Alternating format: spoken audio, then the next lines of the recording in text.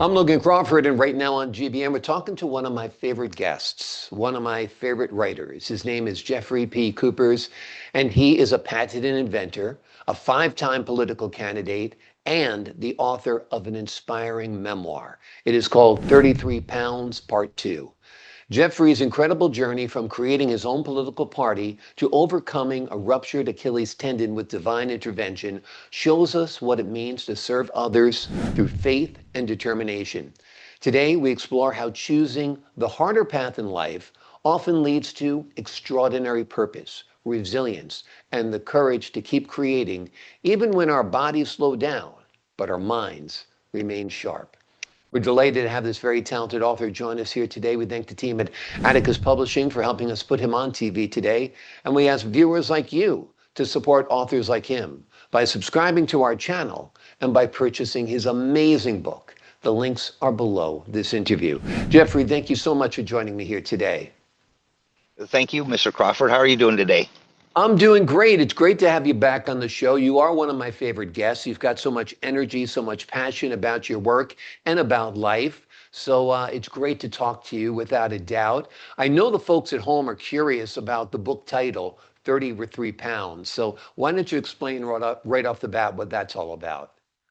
Okay, now that it's just about complete, the 33 pounds is my gift to the readers. And in the book, you'll find out what the 33 pounds represents. And I just want them to all know that they're all worth $1 million to me. Each individual person. That is my gift to you all. And I hope this book inspires them and fills them with intriguing thoughts and laughter and maybe a little bit of seriousness too. But it's a great book, and I'm sure that everyone will enjoy it. I think they will, absolutely. It encompasses a lot and it's all fascinating and very inspiring. It's election season, we know that. Are you running for office this time around? No, not this time around. Possibly here in the near future. Okay. I'm trying to get all my ducks in order, and I was kind of hoping to propel my political future with maybe this book writing thing. That sounds great. That sounds great. Well, we need men like you in office. So keep up the good fight and hope to see you on that ballot down the road.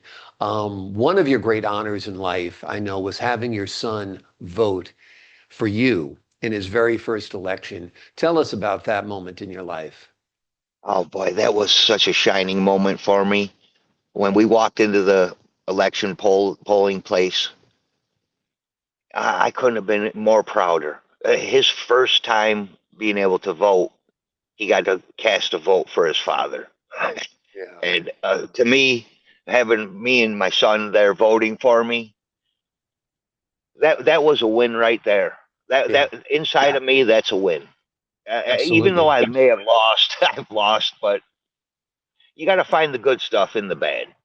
Exactly. Oh, just because you don't win the election doesn't mean you lost, because your voice gets heard.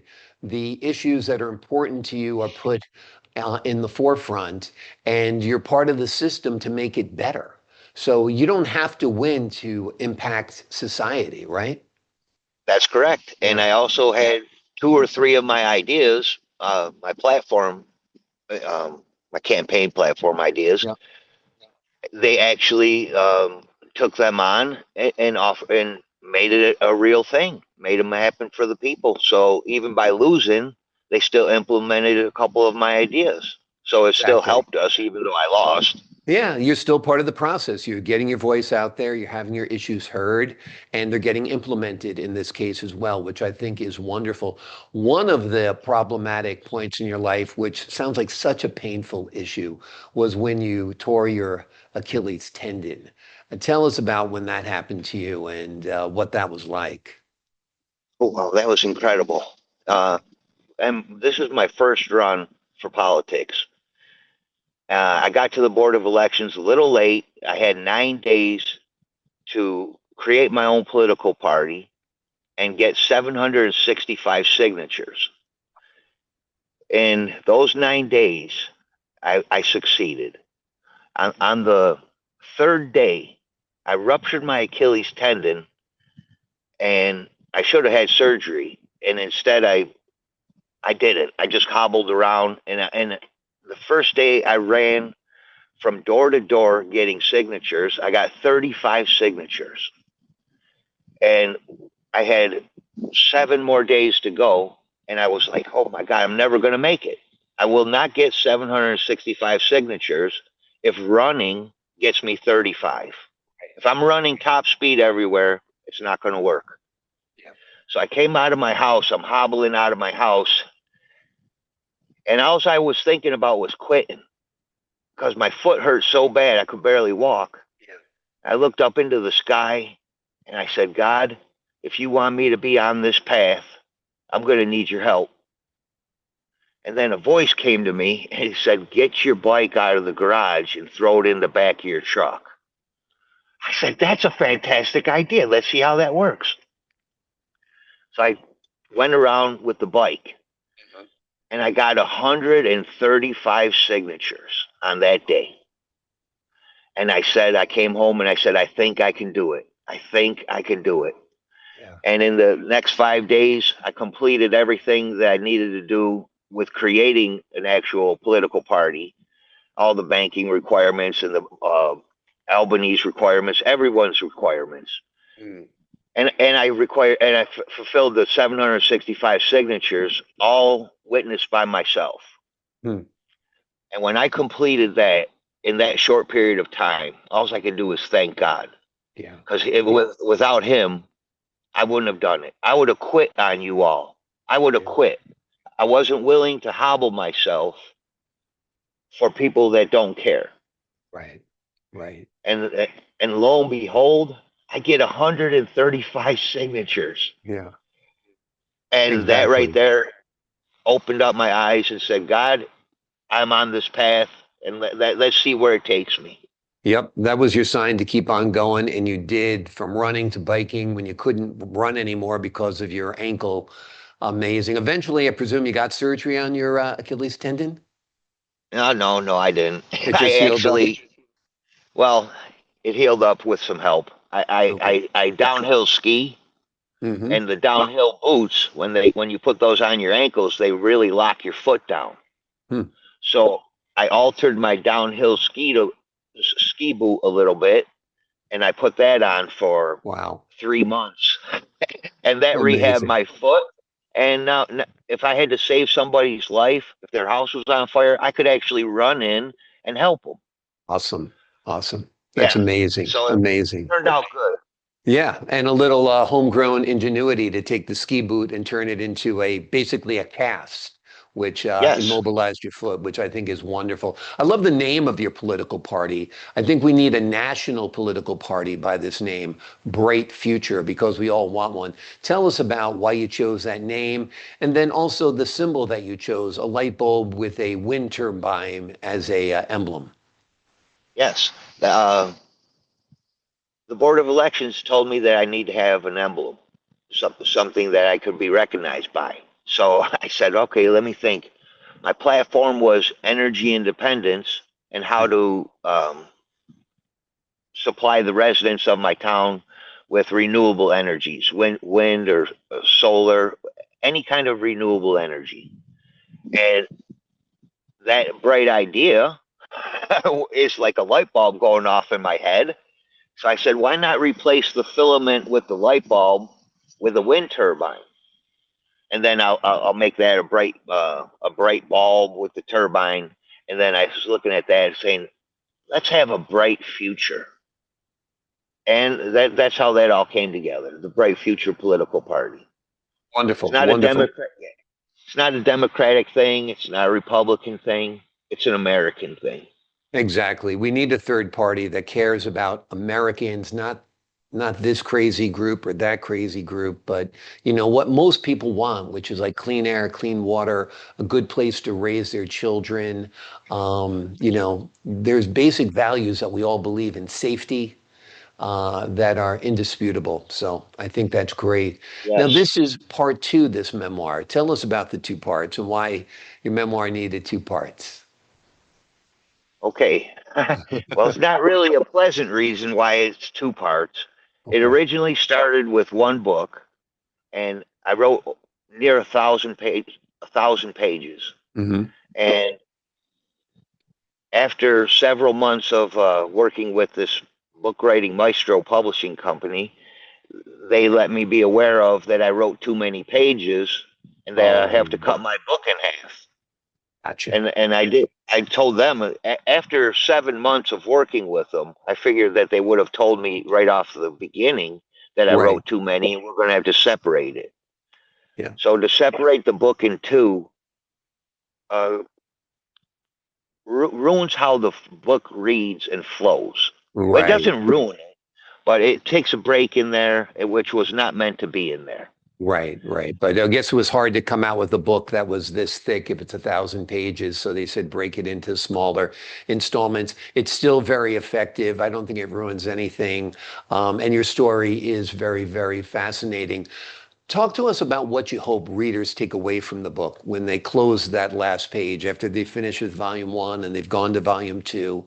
And what do you hope they've learned about themselves, about their connection with God, about their country, about politics, about all of the things you write about?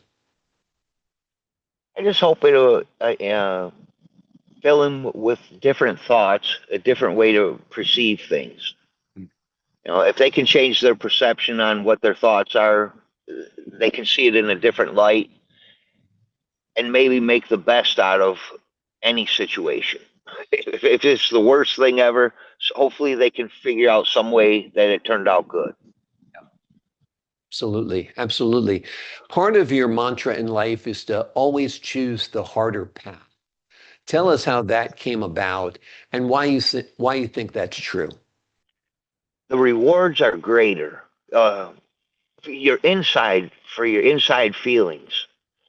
If you choose the easiest road, it's not the easy, it's not the right way. To me, it's not the easiest way is not the right way. And every time I've had something difficult where I've actually had to learn a life lesson, those things carry with me forever. And then that's from the school of hard knocks. We learn the best through there.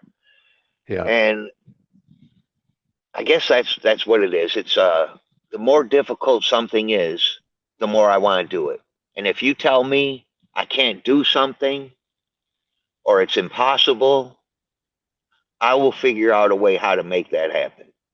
Yeah. I don't understand the word impossible or I can't. Yeah. The word the can't, when people say I can't do something, that to me, I don't register that too well. I think that's your go signal. I think that's your green light. If somebody says you can't do it or you're not allowed or this can't be done, you're like, just watch, step back, and you get it going. And I think that's important because starting a political party and running for office in New York State ain't easy. It's loaded with rules, regulations, and bureaucracy, as you know from collecting your 700 some odd signatures, even though you had a torn Achilles tendon at the time. So that goes to show you that if you say it can't be done, watch me. Another saying that you take great value in is fear nothing but his staff. Tell us about that and why it's important to you and why it should be important to our viewers.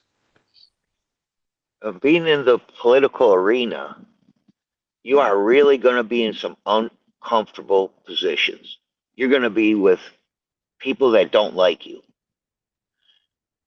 And when you have no fear, you can walk right into the lion's den. And that's what I did. I walked right into the lion's den because I don't fear anything but the staff of the Lord. If the staff of the Lord comes and touches you, you're going to have to think twice about what your decision making abilities are.